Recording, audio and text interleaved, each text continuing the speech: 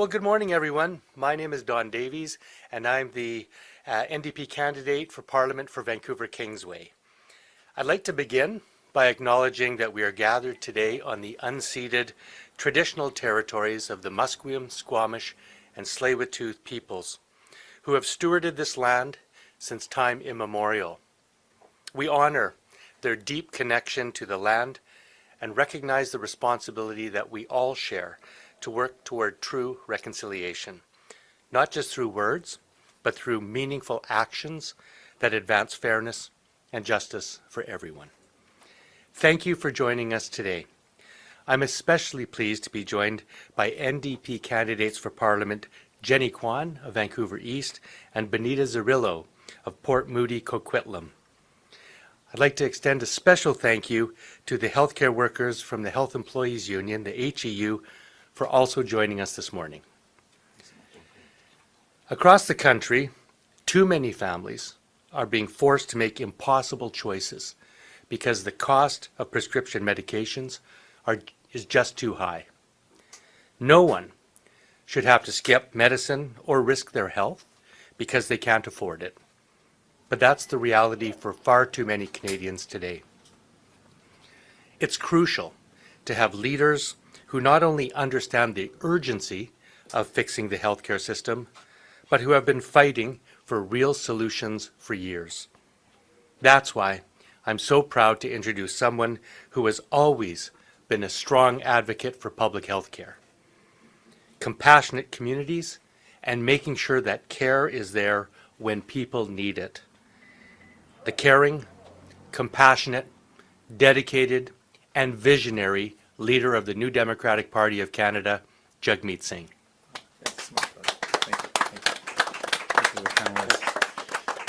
I really appreciate the introduction, Don. Thank you for that. Thank you to the health workers and our incredible candidates that are here today. And I want to talk about healthcare, but before I get into that, I want to talk a bit about the threat that we're up against. With Donald Trump, every day there seems to be another threat, and Canadians are really worried about what that means for themselves and for their families and their lives. We're seeing that a lot of folks are worried about job loss. They're also worried about the cost of living going up. And for a lot of Canadians, they're seeing Donald Trump specifically target different sectors. He threatened our medication coverage, or the fact that we had some limits in place in terms of how much we were charged for medication during the first CUSMA. And now he's reiterated those attacks. He wants to pull away our generic producers out of our country and bring them to the States, so we'll lose the capacity to make medication here and prices will go up. In all of that, I think about what that means for people. I think about the Canadians that worry about how much their medication costs them, the seniors who I've met who know they've got to take their pills but can't afford to, so they cut them in half or they skip. I think about parents who wonder if they're not able to afford the medication their kids need, the asthma inhalers, and worrying that they're not going to be able to get the next supply when their kids need it. And I think about this young boy that I met with his dad in Parliament right when I got elected, early on when I became leader. And he told me that he was a type 1 diabetes patient, that he was living with this illness. So you got a 10-year-old boy with his dad, and the young boy is telling me, I live with this illness, I got to take injections, I got to get blood tests, I know it's incurable, and I know if I don't manage my health properly, I might die. And I'm thinking, how is that possible for a young boy to manage that? He's like, well, I'm not worried about my illness. I'm not worried that it's incurable. I'm not worried about all the steps I need to do to stay alive. But I am worried about how much my medication costs my parents. Get a 10-year-old kid who felt like he was a burden on his parents. And I remember promising that boy, I said, I promise you, I'm going to fight like hell to make sure you don't feel like a burden anymore, that you never feel like that ever again. And I can tell you with pride that we made that happen. We made that promise, and I've delivered on that promise. And I also got to point out our entire team, Jenny and Benita, our whole New Democrat team was a part of us being able to make this happen. But Dawn was the one that really took this as was the person that was the bottom lining this. And so I got to thank Dawn personally for all the work he did on pharmacare, getting it across the finish line. And so we made our promise, we committed this, and we delivered it. And now people here in BC will be able to get free diabetes medication and devices. We delivered on that. But we know that that was just the first step. For us, New Democrats, we always believe the foundational legislation that we passed was about ultimately having universal and public pharmacare for all, that all medication needs should be covered. And so that's what I'm announcing today, that our commitment is New Democrats will fight to bring in the next step, which is to cover all essential medication. These are the medications that are most often prescribed. This is going to give a lot of relief to people that are worried about being able to afford their medication. It's going to save money for families. It's also going to improve our healthcare system. But what I'm hearing from people, and they're more and more worried, is that Mark Carney wants to stop pharmacare dead in its tracks. He wants to stop it. He doesn't want it to go forward. And people are worried about that. They're worried about his other talks about cutting healthcare. They're saying, well, that's not what we want. We want to see pharmacare continue. And we know that Pierre Poilievre has called pharmacare a radical program, so he would cut it. So for Canadians out there that are wondering, well, I want to see pharmacare move forward, what do I do?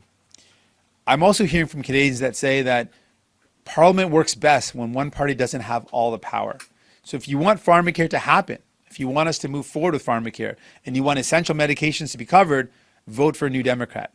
Re-elect your New Democrat incumbents, those that have fought for you, those that have proven themselves as champions for you. Re-elect those incumbents and send more of us to Ottawa, and we'll fight and deliver this for you. We are committed to fight for you and your families, not for the billionaires, not for those at the top. And we know, and you know, that when New Democrats are in Ottawa, we do exactly that. Thanks so much. I'll do that in French, and then I look forward to your questions. Donc, premièrement, d'abord, je veux remercier les travailleurs qui sont ici, les travailleurs qui représentent les syndicats des travailleurs en santé. Merci pour votre présence. Je veux remercier nos candidats et candidates qui sont ici. Je suis fier d'avoir une équipe incroyable. Je veux aussi parler de la situation qu'on se retrouve. On a des menaces de Donald Trump et chaque jour, on a des menaces différentes. Et ça veut dire que les gens ont peur que qu'est-ce qui va arriver dans leur vie. Ils ont peur que peut-être ils vont perdre leurs emplois. Ils ont aussi peur que toute la guerre commerciale va augmenter le coût de la vie. Et Donald Trump a spécifiquement ciblé les médicaments au Canada. Il veut augmenter les prix pour gagner plus de profits pour les grandes entreprises pharmaceutiques. Donc, aujourd'hui, je veux parler d'une façon on peut réduire le coût de la vie concernant les médicaments. Notre engagement, c'est les néo-démocrates vont se battre pour la prochaine phase, le prochain pas pour les médicaments, l'assurance médicaments. Ça veut dire qu'on va couvrir les médicaments essentiels dans un an. Ce sont les médicaments qui sont les plus utilisés. Ça va réduire le coût pour les familles, ça va aider les gens. Je sais qu'il y a plusieurs personnes qui ne peuvent pas se permettre de payer pour les médicaments dont ils ont besoin. Donc, on a des personnes âgées qui coupent les pilules en moitié. On a les gens qui n'achètent pas les médicaments dont ils ont besoin. Donc, ils tombent de plus en plus malades. On va éviter tout ça. On pense que la santé, c'est essentiel. Et on est là pour défendre ça. Mark Carney, malheureusement, commence de plus en plus parler des coupures. Il parle de coupures en santé. Et il aussi dit qu'il ne va pas continuer avec l'assurance médicaments. Il va arrêter l'assurance médicaments. Et c'est inquiétant. C'est quelque chose qui n'est pas bon pour le Canada. Donc, on sait aussi que les gens de plus en plus disent que Ottawa fonctionne mieux quand un parti n'a pas tous les pouvoirs. Donc, si vous voulez avoir quelqu'un qui va se battre pour vous et votre famille, envoyez des néo-démocrates à Ottawa. Réalisez les néo-démocrates députés sortants et élisez plus de néo-démocrates pour se battre pour vous. Pierre Poilievre va couper ce programme et Mark Carney a dit qu'il ne va pas continuer avec ce programme. On est le seul parti qui va avancer l'assurance médicaments. And just a final point that I wanted to say is that we're really proud to announce that we've got a full slate of candidates, and over half of our candidates are women. We think it's very important because we want Parliament to look like Canada. And we also have a number of folks representing racialized communities and diverse communities, Indigenous candidates. We're proud of that. But I'm concerned that with the other parties, they actually have the least number ever of women and diverse candidates running. That's not how we build a parliament that looks like the country that we represent. I'm proud that as New Democrats, we've made this a priority, and your team that you're looking at today is a team that really looks like Canada. Finalement, je veux dire que on a tous nos candidats et candidates pour cette campagne électorale. Et aussi, je suis fier de dire que nos candidats et candidates, la moitié, plus de la moitié, sont des femmes. Et nos candidats et candidates ressemblent notre pays. avec les candidats et candidates autochtones, de communautés racisées, parce qu'on veut que le Parlement représente vraiment les gens qui forment ce pays. Malheureusement, avec les autres partis, ils ont moins de femmes que jamais. Ils ont moins de diversité dans leur caucus, dans leurs candidats que jamais. Et je pense que ça, c'est un problème. With that, I'm ready for any questions you might have. Pass it over to you. Merci. Merci beaucoup. On va maintenant passer à la période de questions des médias. Une question et une relance par journaliste. We'll now take the questions from the press. One question and one follow-up per journalist. We'll begin with David Baxter, Canadian Press. Good morning, Mr. Singh. Throughout your address, you talked about saying the importance of electing more new Democrat MPs to fight for a pharmacare expansion, but you never mentioned like an NDP government would expand this. Does this signal that at this point in the campaign you're looking more to elect more new Democrats to push for another minority government? Well, I can tell you that 25 of us were able to force the government to do something they would never have done. We were able to bring in pharmacare. And just to remind folks, Liberals had promised this 3 decades ago, more than 30 years ago, and had no movement on it. And the only and first time there was any movement on pharmacare was because we forced them to do it. So if you want pharmacare, it's clear you need new Democrats. And I would be honored for you to elect as many new Democrats as possible. But more and more Canadians are telling me when I go to the doors, when I meet people, they're saying, you know what, I think Ottawa works best when one party doesn't have all the power. And so if you want someone in Ottawa that's going to fight to actually make pharmacare move forward, that's going to be New Democrats. I would say it's clear that Mark Carney doesn't want to expand it, wants to stop it dead in its tracks. And that's not going to help Canadians who are wondering about how they can afford their medication. So if you want someone that's going to fight for pharmacare for all and the next phase, which is essential medication coverage, re-elect your New Democrat incumbents and elect more New Democrats so we can fight for you. So at this point, is the primary goal to hold the balance in power, since you're just saying one of the best ways to have a government right now is where one party doesn't hold all the power? Do you want to hold that balance of power? Well, what I want is what's in the best interest of Canadians. And Canadians are telling me that when they have New Democrats there, they know they've got someone that's going to fight for them. They know that they got someone they can count on. When their chips are down, they know New Democrats are only going to prioritize the needs of people, not those of the billionaires, not those of CEOs, but everyday folks. And so if that's someone that's you, if you're hearing this and you're saying, you know what, yeah, I am worried about Mark Carney's cuts. I'm worried that he's going to stop pharmacare dead in its tracks. I want to see pharmacare expand. I like that good work. I would say, well, to make that happen, you got to re-elect your New Democrat incumbents. You got to elect more of us if you want these type of programs to continue. We're seeing more and more people reject Pierre Poilievre and his plan to cut healthcare and to cut the things you need. People are saying that's bad for the country. That's bad for me and my family. And I hear people on that. And I'm also hearing people say, well, I'm worried that Mark Carney's talking a lot about cuts as well. If you're worried about that, send New Democrats to Ottawa. We're going to fight for you. Thank you. Now, next question, Ashley Burke, CBC. Good morning, Mr. Singh. Good morning. Will a fully funded pharmacare program be the cost of NDP support in the next parliament? Well, we've laid out the steps to achieve it. So the first phase, what we want to see happen is the essential medication, and the cost for that is about $3.5 billion. This is an investment in our healthcare. Every other country in the world that has universal healthcare has included medication coverage because they figured out it doesn't actually make sense that people can go into a physician, get prescribed medication to keep them healthy or to cure an illness, and they simply can't afford it. It is a bad way to run a healthcare system. And so we really believe fundamentally everyone deserves access to medication. This is something fundamental. We've passed the legislation, the framework for it, and we want to see it continue. I'm concerned, I think Canadians are worried when they hear Mark Carney talk about stopping it, not continuing it, not moving forward with it. They're worried about that because they want to see more medication covered. If that's you, vote for New Democrats and we'll get it done. But if there's a future minority government, would this be the cost of your support? And as well, we've seen you do policy announcements like this. We've seen you meet with unions, workers, campaign volunteers. But so far this week, I haven't seen a single supporter at any of your events. Why is that? So when it comes to what we want to do in the next parliament, I want to lay out what Canadians can expect us to fight for. We're going to fight for you, and we want to lay out the things that we want to fight for.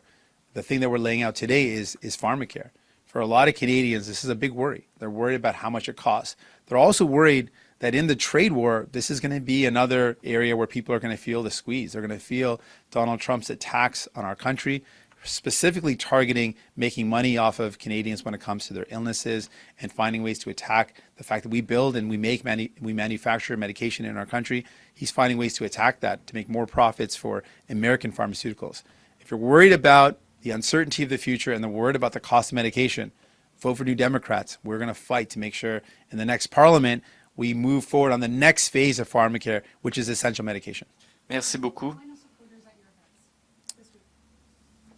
I've Merci. answered the question. Merci beaucoup. Prochaine question, Valérie Gamache, Radio-Canada. Bonjour, M. Singh. Dans le contexte où et M. Carney et M. Poilievre sont vraiment des tenants de la responsabilité fiscale, votre programme d'assurance médicaments, avec qui croyez-vous avoir plus de chances de le voir se concrétiser? Je pense que la seule façon qu'on peut aller de l'avant avec un programme comme l'assurance médicaments, c'est avec plus de néo-démocrates.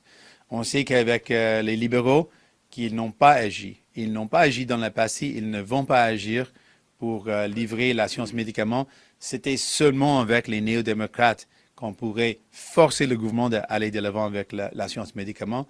Donc, si c'est un enjeu qui vous tient à cœur, vous pensez que oui, on mérite d'avoir une assurance médicaments universelle et publique qui couvrirait tous les médicaments dont les gens ont besoin, vous devez avoir plus de néo-démocrates à Ottawa. Mais cette délégation de néo-démocrates travaillerait mieux avec les libéraux ou avec les conservateurs? J'ai dit que moi, comme chef et notre équipe, notre parti, ne vont jamais appuyer un gouvernement, un premier ministre conservateur, Pierre Poilievre. On ne va jamais appuyer quelqu'un comme ça. Et on a présenté les éléments ou les projets, les politiques pour lesquels on va se travailler fort. Donc, l'assurance médicaments, c'est un de ces politiques. Merci beaucoup. Prochaine question, Fanny Olivier, Radio-Canada. Bonjour, M. Singh. Pierre Poilievre, ce matin, propose de durcir la justice criminelle pour les cas des récidivistes sévères pendant 3 fois. Donc, ces criminels-là n'auraient pas le droit de sortir de prison sans qu'ils se reprennent en main, montrent patte blanche, notamment pour ce qui est de la drogue, veulent faire un programme de réhabilitation, finalement. Est-ce que vous croyez qu'il est temps au Canada de durcir la justice criminelle? Pour moi, je veux arrêter les crimes avant qu'ils se passent. Donc, je propose avec les crimes. Premièrement, d'abord, je dois commencer en disant que je crois profondément que tout le monde au Canada doit avoir le droit d'être en sécurité. Quand vous travaillez, quand vous prenez le transport en commun, quand vous jouez dans le parc avec vos enfants, vous avez le droit d'être en sécurité. Et ça, c'est essentiel. Et notre approche, c'est d'arrêter la violence avant que ça se passe. Donc, un exemple, c'est avec les crimes violents, souvent utilisés sont des armes à feu qui sont illégales, des armes à feu qui ont traversé la frontière.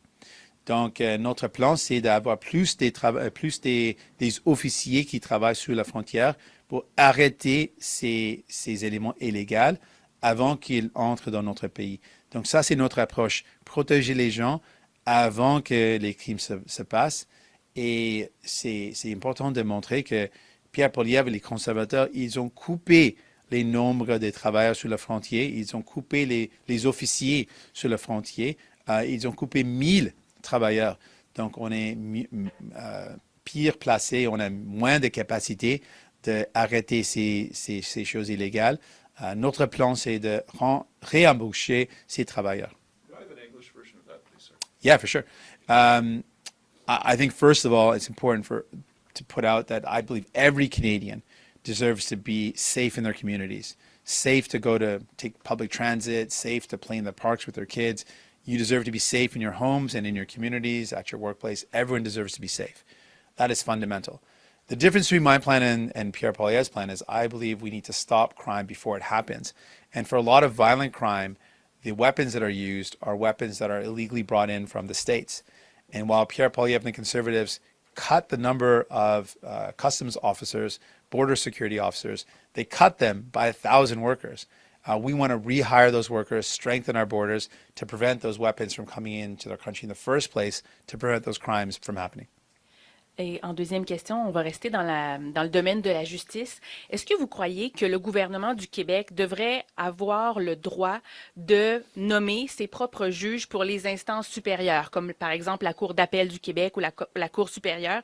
C'est ce que demande le gouvernement de la CAQ aujourd'hui. Est-ce que vous pensez qu'il devrait avoir le droit? Dans le passé, on a dit ça et je le répète, c'est encore ma position, que le gouvernement du Québec doit avoir le droit d'avoir une liste, de sélectionner la liste des juges dans laquelle le gouvernement fédéral va choisir. Donc oui, absolument, le gouvernement du Québec a le droit de présélectionner la liste des juges potentiels et je pense que ça, c'est une bonne façon d'aller de l'avant. Last question. On est parlé de sélectionner les listes. Could I also have English for the Montreal media to English, please? On that same question? Yes, please. Yeah, I've said this before that I believe that the government of Quebec should be able to pre-select a list of judges from which the federal government chooses, and so absolutely the government of Quebec should have a say in the selection of those judges. Thank you. Last question, Mike Lecouteur, CTV. Mr. Singh, there's a story out today how donors to Pierre Poilievre's leadership campaign were also connected to the overseas friends of the BJP Canada. The Conservative leader said that there isn't enough capacity to do background checks on these types of donors to his leadership campaign. How do you feel about these donations going to him? I think the article goes into much more detail around the real connection between the Indian government and the Indian government support for Pierre Poilievre during his election and during his leadership race. What I find really troubling is this is a foreign government that's alleged to have engaged not just in the killing of a Canadian on Canadian soil, but based on RCMP and security officials, that this is a government that engaged in a campaign of violence. The allegations are that impacted communities far and wide across our country, including gun violence, extortion, and violent crimes in communities across our country. This threatened everybody in those communities. That threatened people playing in the parks in those communities, kids. That threatened everybody. And the fact that Pierre Poilievre was so purposely avoiding to learn about the details about the involvement of a country and a government that's involved in allegations of really putting Canadians' lives at risk, putting our safety at risk, all in the context of so much transnational repression and the threats that Canadians face on a regular basis from foreign countries. Really shows you that Pierre Poilievre is not someone that puts his country first. He puts his party first. He puts his own interests before the country, and I think that's wrong. Just coming back on a different subject that you were talking about earlier, you said, quote, today, I think Ottawa works best when one party doesn't have all the power. So have you given up all hope of the NDP winning this election? Well, I can tell you, when we were in a minority government, New Democrats, just 25 of us, delivered some of the biggest expansions that we've seen in healthcare with dental care and with pharmacare. We delivered protection for workers. If Canadians elect enough of us, I would be honored to provide that type of leadership that every day focuses on what people need, fights for people every day. But I've heard from people again and again. People are telling me that they believe that Ottawa works best when one party doesn't have all the power. And if that's you, if you think that's something that resonates with you, and you believe that New Democrats are the ones that are going to fight to protect the things that you care about, like expanding pharmacare, as we're talking about today, then re-elect your New Democrat MPs and elect more of us, and we'll fight hard for you. Thank you. That concludes the press conference for today. Merci, c'est ce qui conclut la conférence de presse d'aujourd'hui. Bonne journée. Merci beaucoup. Thanks so much. Appreciate it.